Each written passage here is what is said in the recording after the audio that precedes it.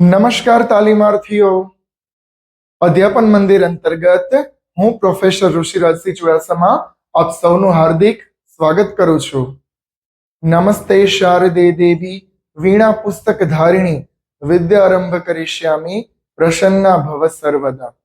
તાલીમાર્થીઓ, ખાસ કરી અને સેમેસ્ટર 2 ની અંદર આજે આપણે વાત કરવી છે પાઠની, એકમ પાઠની.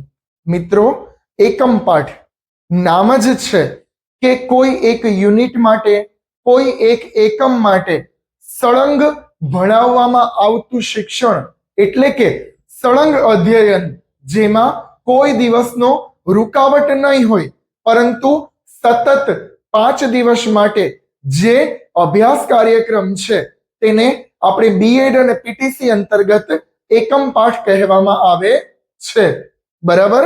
તો આ રીતે સેમેસ્ટર 2 માં આપ સૌએ એકમ પાઠ જે છે એ આપવાના રહેશે. એકમ પાઠની અલગ અલગ વ્યાખ્યાઓ છે. ખાસ કરી અને આપણે તેમની વ્યાખ્યાઓ, સંકલ્પનાઓ અને અર્થ જોઈએ તો એકમ પાઠ એટલે એવા પાઠ કે જેના દ્વારા કોઈ એક એકમ સળંગ 4 દિવસ ભણાવી અને 5મે દિવસે તેનું મૂલ્યાંકન કરવામાં આવે તેને એકમ પાઠ કહેવામાં આવે છે. તાલીમાર્થીઓ, ખાસ કરી અને એકમ પાઠની એક વિશેષતા છે કે કોઈ એક વિષયાંગ હોય, કોઈ એક ચેપ્ટર હોય કે કોઈ એક પાઠ એકમ હોય એને સતત 4 દિવસ તમારે લોકોએ ભણાવવાનું છે, અભ્યાસ કરાવવાનો છે. અલગ અલગ પહેલો દિવસ, બીજો દિવસ, ત્રીજો અને ચોથો એમ 4 દિવસ સુધી તમારે 35 થી 40 મિનિટ દરમિયાન એકમ પાઠ જે છે એ આપવાનો છે. એમાં કોઈ એક મુખ્ય એકમ હોય એમાં ખાસ કરી અને તમારે તેના પેટા એકમ દર્શાવવાના છે 4 દિવસ સુધી. અને મિત્રો, 4 દિવસ ભણાવ્યા બાદ તમારે 5મે દિવસે તેની ટેસ્ટ લઈ, તેની એક પરીક્ષા લઈ અને એકમ પાઠ જે છે એ પૂર્ણ કરવાનો હોય છે. તો આ રીતે એકમ પાઠ જે છે એ મુખ્ય 5 દિવસનો શૈક્ષણિક કાર્યક્રમ છે. તાલીમાર્થીઓ, તમે લોકોએ માઇક્રો પાઠ, સેતુ પાઠ અને તાસ પાઠ આ બધા પાઠો આપ્યા. તમારી સફર જે છે એ શિક્ષક તરીકેની શરૂ થઈ ગઈ છે. પરંતુ મિત્રો, ખાસ તમને લોકોને ધ્યાન રહે કે એકમ પાઠ એટલા માટે છે કે શિક્ષકની અને શિક્ષકના જ્ઞાનની, શિક્ષકત્વની એક કસોટી કરી શકાય, તેને એકમ પાઠ કહેવામાં આવે છે. ઇંગ્લિશમાં તેને યુનિટ લેસન કહેવામાં આવે છે.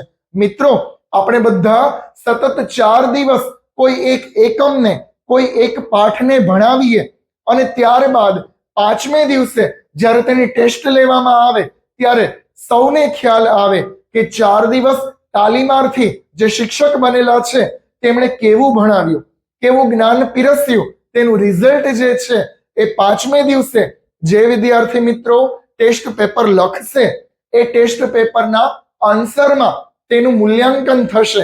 અને ખાસ કરી અને વિદ્યાર્થીઓના મૂલ્યાંકનની સાથે સાથે શિક્ષકનું મૂલ્યાંકન થશે કે તાલીમાર્થીએ જે લોકો શિક્ષક બનેલા છે 4 દિવસ કેવું ભણાવ્યું, કેવું ન ભણાવ્યું, અને ખાસ કરી અને તેનું રિઝલ્ટ જે છે એ 5મે દિવસે આપણી સમક્ષ જોવા મળે છે. તેને એકમ પાઠ કહેવામાં આવે છે. યુનિવર્સિટીના અભ્યાસક્રમ દરમિયાન ખાસ કરી અને એકમ પાઠ જે છે એનો સમયગાળો 35 થી 40 મિનિટનો જોવા મળે છે.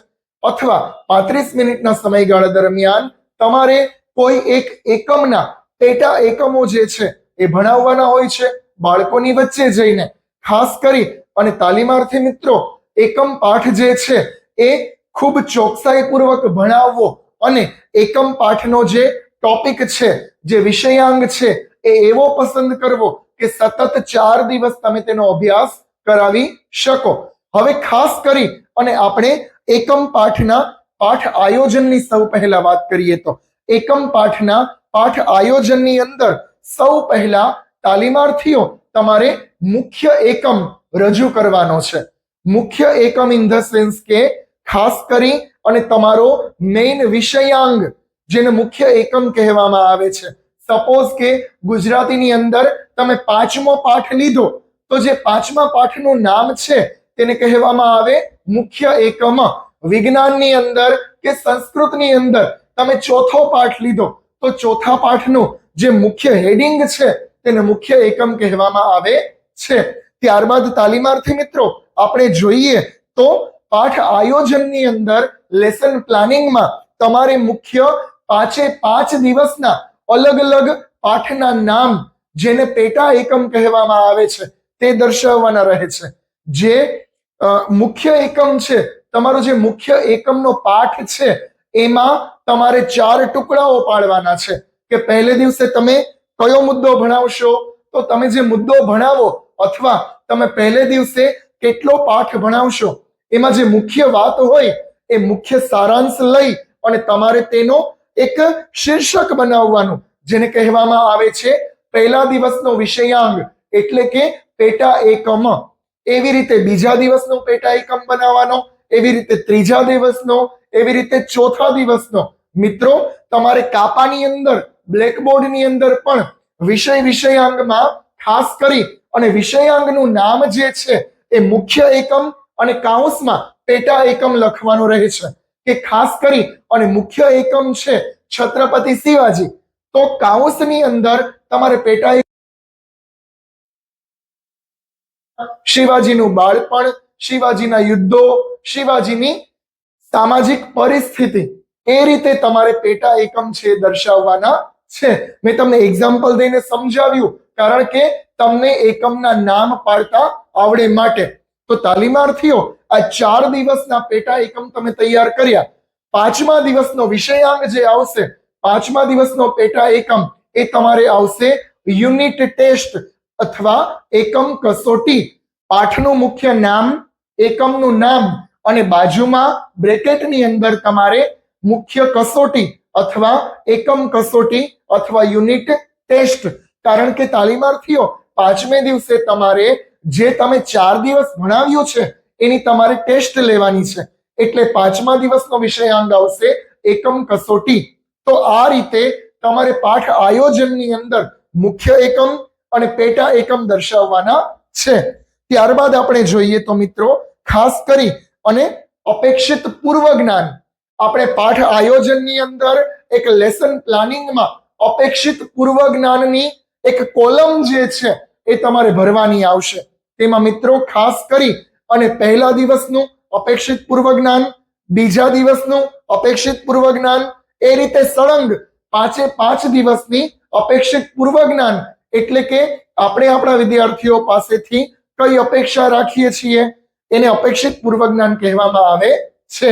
એ પહેલા મિત્રો એક હું તમને વાત કહી દઉં કે એકમ પાઠના પહેલા દિવસની અંદર તમે જે ભણાવ્યું છે તે ખાસ કરી અને પહેલા દિવસનું ભણાવેલું જે જ્ઞાન છે એ તમારે બીજા દિવસે એ લોકોને પૂછવાનું છે, એટલે કહેવામાં આવે તેને અપેક્ષિત પૂર્વ જ્ઞાન. ત્યારબાદ આપણે જોઈએ તો શૈક્ષણિક હેતુઓ. શૈક્ષણિક હેતુઓની અંદર ખાસ કરી અને આપણે જે હેતુ રાખીએ છીએ એ 5 દિવસના અલગ અલગ દર્શાવવાના હોય છે. તેને કહેવામાં આવે છે શૈક્ષણિક હેતુઓ અને શૈક્ષણિક મુદ્દાઓ. વિશિષ્ટ હેતુઓ અને સામાન્ય હેતુઓ. તાલીમાર્થીઓ આપ સૌને ખ્યાલ છે કે વિશિષ્ટ હેતુ કેને કહેવામાં આવે અને સામાન્ય હેતુ કેને કહેવામાં આવે. તો પણ એ વાત હું રિપીટ કરું છું કે મિત્રો વિશિષ્ટ હેતુ એટલે કે એવા હેતુ કે જે તાલીમાર્થીઓ એક તાસ દરમિયાન, આપણા વિદ્યાર્થીઓ એક લેક્ચરમાં જે સિદ્ધ કરે છે તેને વિશિષ્ટ હેતુ કહેવામાં આવે છે.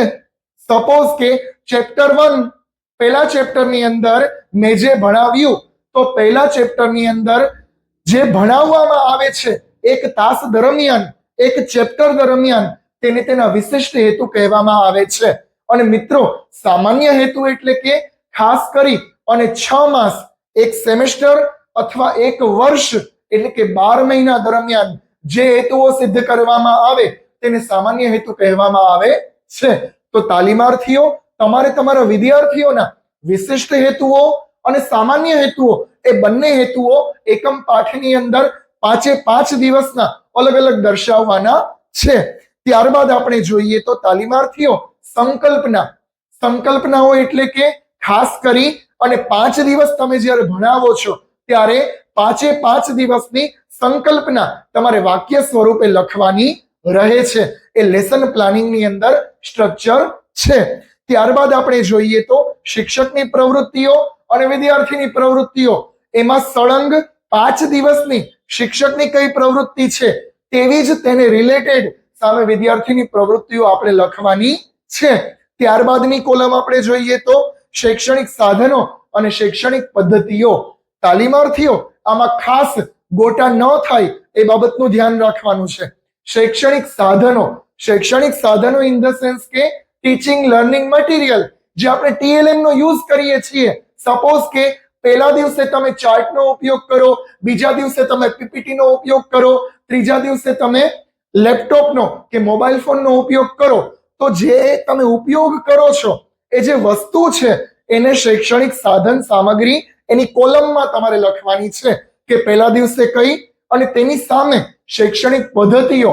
તાલીમાર્થીઓ ખાસ કરી અને પદ્ધતિઓ જે છે એ મેઇન છે. તમે પહેલા દિવસે કઈ પદ્ધતિથી ભણાવો છો, તમે બીજા દિવસે કઈ પદ્ધતિથી ભણાવો છો, એ તમારે ડે ટુ ડે 5 દિવસની પદ્ધતિઓ જે છે એ લખવાની છે. તાલીમાર્થીઓ ખાસ કરી અને પદ્ધતિની અંદર તમારે જે પદ્ધતિનો તમે ઉપયોગ કરો એ જ લખવાની છે. જેમ કે તમે ચાર્ટ કે ચિત્ર દર્શાવ્યું અને ચાર્ટ અને ચિત્ર દર્શાવી અને તમે બતાવો છો, દર્શાવો છો, એટલે તમારે એમાં શું આવશે? નિદર્શન પદ્ધતિ. જે કોઈ પદ્ધતિ જે છે તમે બતાવવાના હોય તો નિદર્શન પદ્ધતિ આવે.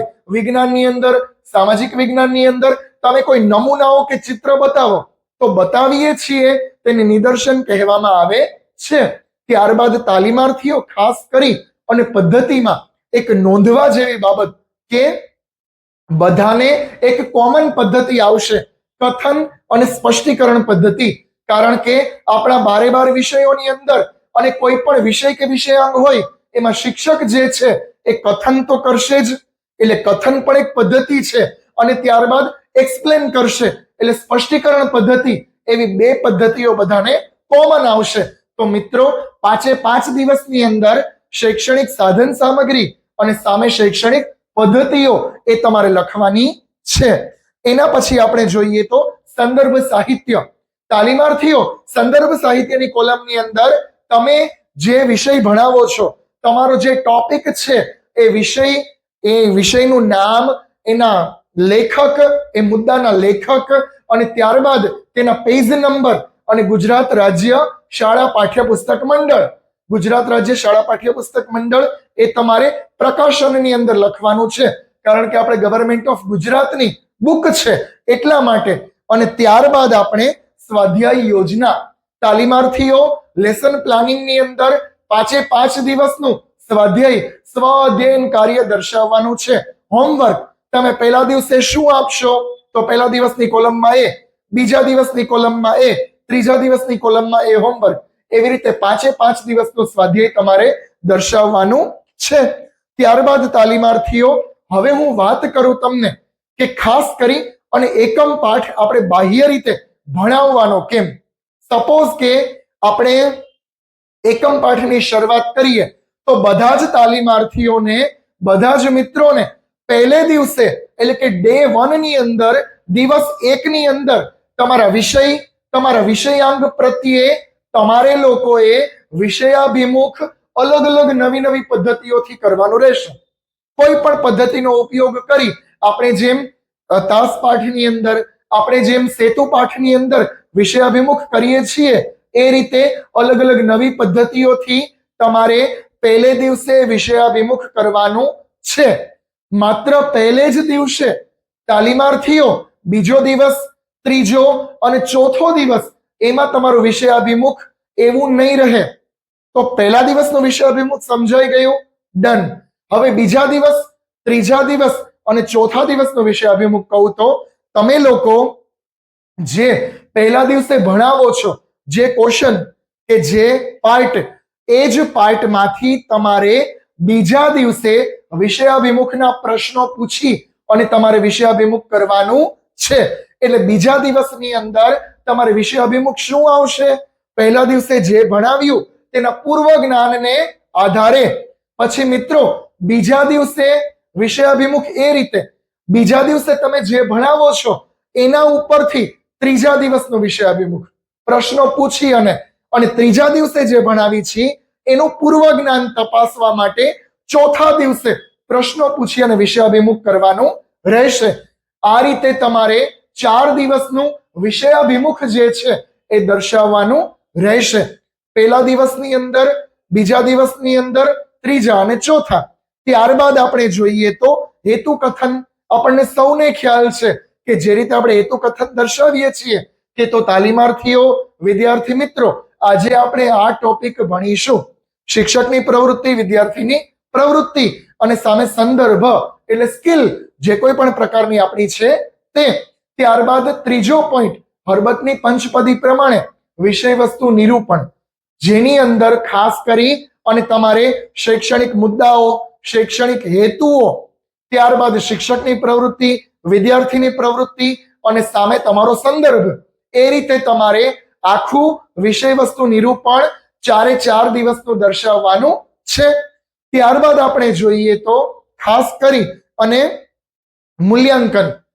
ચોથો પોઈન્ટ છે મૂલ્યાંકનની અંદર તમારે 4 દિવસ અલગ અલગ નવી પદ્ધતિથી જ મૂલ્યાંકન કરવાનું છે.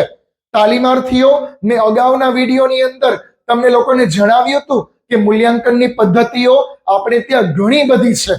જેવો ટીચર, જેવી ટીચરની આવડત એવી મૂલ્યાંકનની મેથડ. જેવો તમારો વિષય, જેવો તમારો વિષયાંગ, એ રીતે તમે લોકો મૂલ્યાંકનની પદ્ધતિઓ જાતે ક્રિએટ કરી શકો છો. બધા એકને એક મૂલ્યાંકનની પદ્ધતિ ન કરતા, કારણ કે આપણે ત્યાં મૂલ્યાંકનની પદ્ધતિઓ ઘણી બધી છે. તમારા મેથડ માસ્ટર અને ખાસ કરી અને તમારી બુદ્ધિ એને કામે લગાડી અને તમે મૂલ્યાંકન જે છે કરજો. અલગ અલગ મૂલ્યાંકનની જે કોઈ પદ્ધતિ છે એમાં તમે જે કોઈ સાધન સામગ્રીનો ઉપયોગ કરો એ તમારે આગળ TLM માં લખવાનું થશે. જેમ કે ચોકલેટ પદ્ધતિથી મૂલ્યાંકન કરીએ છીએ તો ચોકલેટ જે છે એ તમારી શૈક્ષણિક સાધન સામગ્રીમાં આગળ આવે. ત્યારબાદ ફુગાફોડ પદ્ધતિથી જો તમે મૂલ્યાંકન કરો તો ફુગો જે છે, ફુગાઓ, એ તમારી શૈક્ષણિક સાધન સામગ્રીમાં આવે. પર્ણ પદ્ધતિથી, મોરપીંછ પદ્ધતિથી તમે કરો તો ખાસ કરી અને એ જે વિષય છે એમાં તમારી પદ્ધતિઓ જે છે એ લખવાની થાય. તો આ રીતે 4 દિવસનું લેસન પ્લાનિંગ કરવાનું. 4 દિવસ આ રીતે તમારે ભણાવવાનું છે. તાલીમાર્થીઓ, હવે વાત આવે છે મુખ્ય ખરાખરીની. પાંચમો દિવસ ઇન ધ સેન્સ કે એકમ કસોટીનો અને ટેસ્ટનો દિવસ. એટલે તાલીમાર્થીઓ, તમારે જ્યારે તમે લેસન પ્લાનિંગ બનાવો છો એકમ પાઠનું, ત્યારે તમારે ખાસ કરી અને 5મા દિવસનું લેસન પ્લાનિંગ મુખ્ય બનાવવાનું છે. 5મા દિવસે તમે જે ટેસ્ટ લો છો, ટેસ્ટ પેપર, એ તમારે બ્લુપ્રિન્ટ પ્રમાણે, ત્રિપરિમાણ દર્શક સારણી કોષ્ટક પ્રમાણે તમારે પેપર કાઢી અને તમારે બ્લુપ્રિન્ટ તૈયાર કરવાની છે. અને પેપર કેવું? તો કે બ્લુપ્રિન્ટ આધારે, ત્રિપરિમાણ દર્શક સારણીને આધારે. જેમ કે એક્ઝામ્પલથી હું તમને સમજાવું કે જ્ઞાન, સમજ, ઉપયોજન અને કૌશલ્ય 4 હેતુઓમાંથી તમારે પ્રશ્નો કાઢવાના છે. તે પ્રશ્નો પણ એક સરખા નહીં, જેમાં ખાસ કરી અને 1-2 વાક્યના, MCQ, 3-4 વાક્યના, વિસ્તૃત, આ રીતે તમારે પેપર સ્ટાઇલ જે છે એ રાખવાની છે. અને 25 થી 30 માર્ક્સનું તમારે પેપર કાઢવાનું છે. એ પેપર કાઢી અને તમારે 5મે દિવસે વિદ્યાર્થીઓની ટેસ્ટ લઈ અને મૂલ્યાંકન કરવાનું છે. ખાસ કરી અને મિત્રો બ્લુપ્રિન્ટની અંદર ધ્યાન રાખજો, ત્રિપરિમાણ દર્શક સારણી તમારે લેસન પ્લાનિંગની અંદર અલગ અલગ કોષ્ટકો દોરી અને અલગ અલગ રીતે ત્રિપરિમાણ દર્શક જ્ઞાનના કેટલા પ્રશ્નો, તો જ્ઞાનના હેતુ કેટલા, એની પ્રશ્નની સંખ્યા આટલી. ઉપયોજન, સમજના કેટલા પ્રશ્નો, તો તે પ્રશ્નોની સંખ્યા, તેના માર્ક અને એ પ્રમાણે તમારે લખવાનું છે. એવી રીતે જ્ઞાન, સમજ, ઉપયોજન અને કૌશલ્ય એના પ્રશ્નો કાઢી, પ્રશ્નોની સંખ્યા, પેટા પ્રશ્નો, પ્રશ્નનો પ્રકાર, એ તમારે દર્શાવવાનો છે. પછી અહીંયા તમે 30 માર્ક્સનો જો પેપર કાઢ્યો તો આડો ટોટલ અને ઊભો ટોટલ 30 જ આવવો જોઈએ, અને 25 માર્ક્સનો જો પેપર હોય તો આડો ઊભો ટોટલ જે છે એ 25 જ આવવો જોઈએ. પરંતુ મિત્રો પ્રશ્નના પ્રકાર બધા જળવાવવા જોઈએ.